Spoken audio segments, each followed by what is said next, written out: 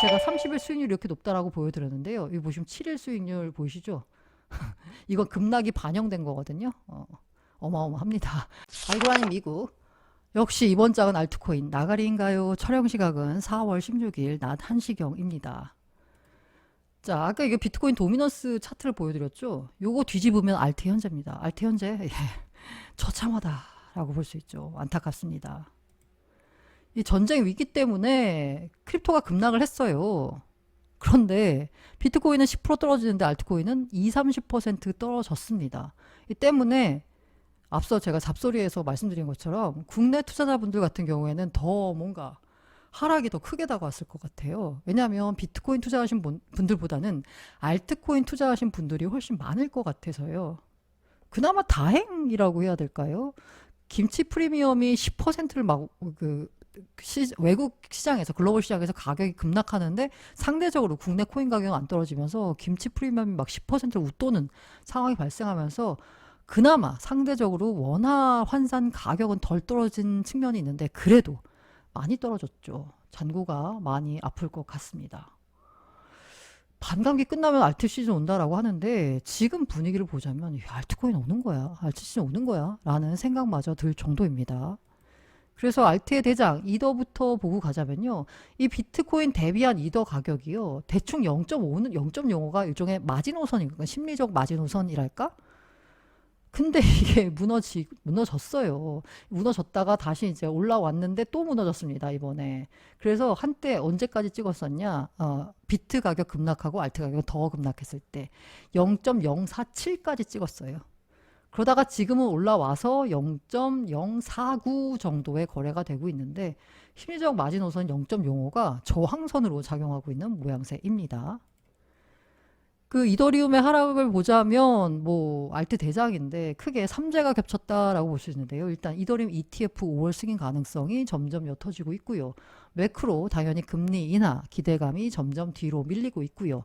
지정학적 악재, 이란과 이스라엘의 확전 우려가 점점 커지고 있고요. 이게 겹치면서 알트 대장 이더가 3재로 하락을 했습니다.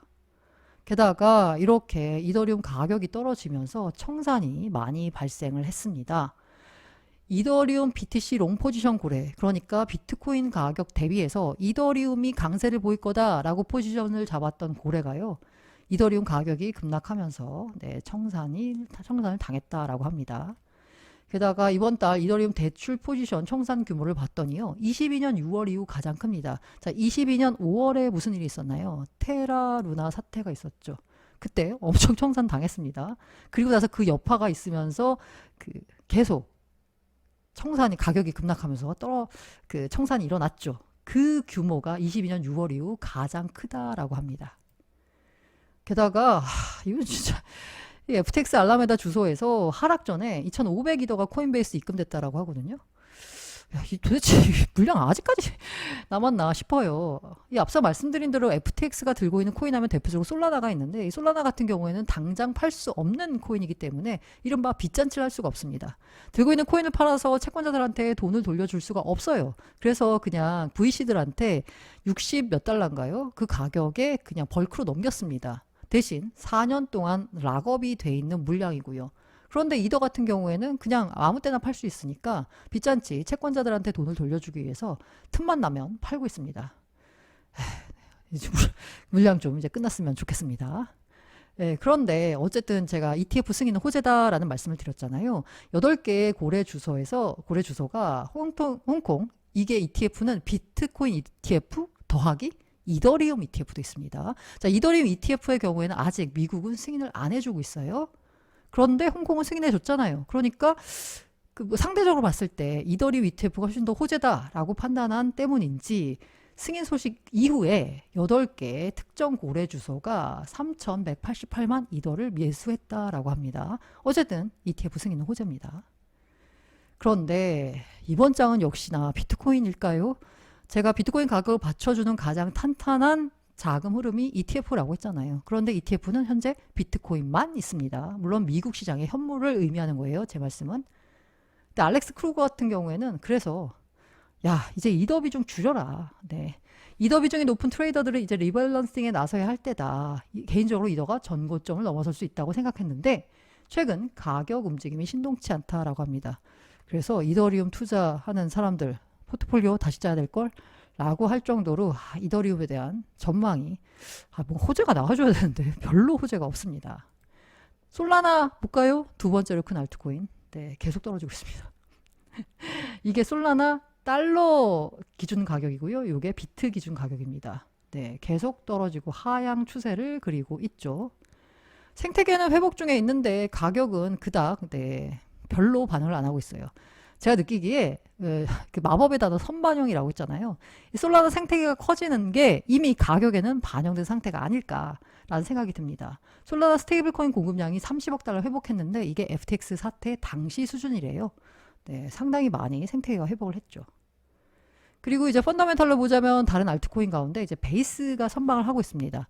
다만 베이스 체인은 베이스라는 코인은 없기 때문에 직접적인 베이스 코인의 상승 효과 뭐 이런 건 없어요. 다만 베이스 체인을 기반으로 한 생태계가 커지고 있죠. 베이스 브리징 규모가 50만 이더를 돌파했다라고 합니다. 레이어 2 중에서는 가장 성장하는 급성장하는 체인이라고 볼 수 있죠. 그리고 유니스왑의 하루 거래량이 30억 달러를 돌파했대요. 이게 기소는 기소고 어쨌든 사업은 사업이고 여전히 가장 영향력이 큰 탈중앙화 거래소 덱스는 유니스왑입니다. 네.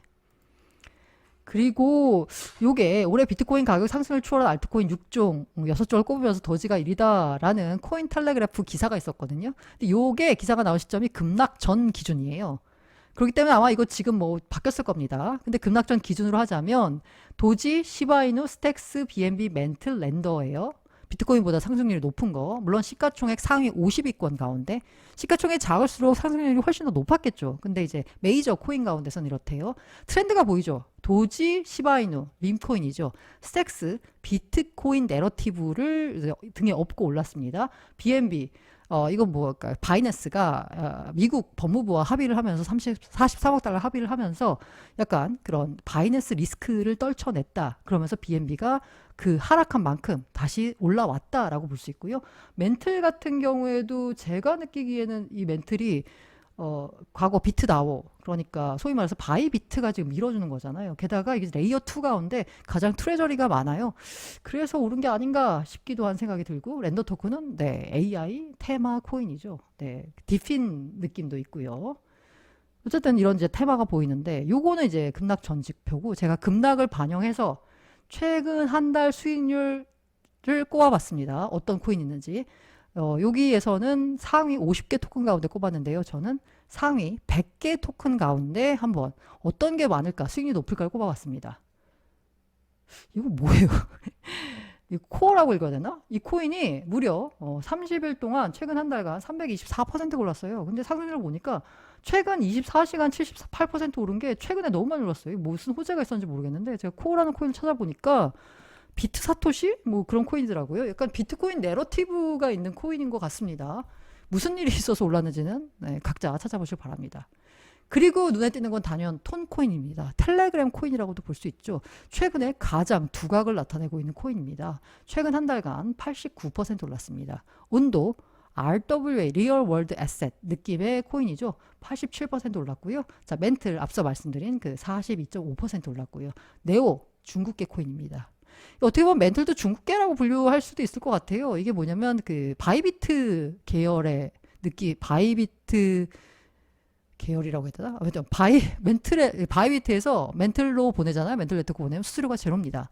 바이비트가 약간 밀어주는 느낌의 코인이 있는데 여기가 중국계, 네오 중국계, 너보스 중국계, 비트겟 중국계, 비트코인 캐시 중국계, 중국계 코인들이 최근 30일 동안 약진했죠. 이게 맞는지 모르겠는데 홍콩에서 비트코인 이더리움 ETF가 승인이 되면서 그리고 그 전에 이제 승인 기대감이 나오면서 중국계 코인들이 강세를 보였어요. 그러면서 최근 30일 수익률이 이렇게 이제 높게 나타났다 볼 수 있고요. 더그 위드 핫은 민코인이고 도지코인도 민코인 상승률이 높게 나타났습니다. 말씀드린 대로 이게 윈터 뮤트의 분석입니다. 이 분석은 약간 중국계 코인이 의미가 있나 싶은데 어쨌든 가격은 오르고 있어요. 윈터뮤트가 홍콩 ETF 승인되면 비체인, 네오 오를 거다. 중국 코인 오를 거다라고 했거든요. 과연 이 홍콩의 이더리움 ETF와 비트코인 ETF와 비체인과 네오가 무슨 관계가 있는지 모르겠으나 어쨌든 승인이 되니까 중국계 코인들이 들썩들썩한 건 사실입니다. 이렇게 알트코인은 테마성으로 접근해야 될 것 같다라는 생각이 들고 있고요. 제가 30일 수익률이 이렇게 높다라고 보여드렸는데요. 여기 보시면 7일 수익률 보이시죠? 이건 급락이 반영된 거거든요. 어마어마합니다. 네, 역시 알트 투자는 조심해야 된다라는 생각이 듭니다.